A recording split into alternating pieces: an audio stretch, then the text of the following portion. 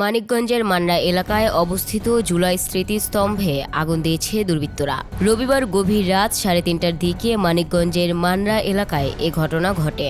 এতে স্মৃতিস্তম্ভের কিছু অংশ পুড়ে কালো হয়ে যায়। পুলিশ জানায়, রাতের অন্ধকারে একটি প্রাইভেট কার স্মৃতিস্তম্ভের সামনে এসে থামে। গাড়ি থেকে নামা দুজন ব্যক্তি আগে থেকেই প্রস্তুত করে রাখা 2টি টায়ারে পেট্রোল ঢেলে আগুন ধরিয়ে দ্রুত সরে পড়ে।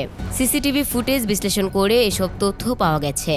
এ বিষয়ে মানিকগঞ্জ সদর থানার প্রাপ্ত কর্মকর্তা ওসি মোহাম্মদ কামাল হোসেন বলেন, খবর পেয়ে পুলিশ ঘটনাস্থল পরিদর্শন করেছে এবং তদন্ত শুরু করেছে।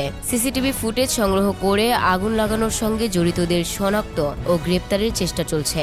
মানিকগঞ্জে জুলাই স্মৃতিস্তম্ভে আগুনের ঘটনায় স্থানীয় বিভিন্ন রাজনৈতিক নেতৃবৃন্দ উদ্বেগ প্রকাশ করেছেন। Desk report, news Times.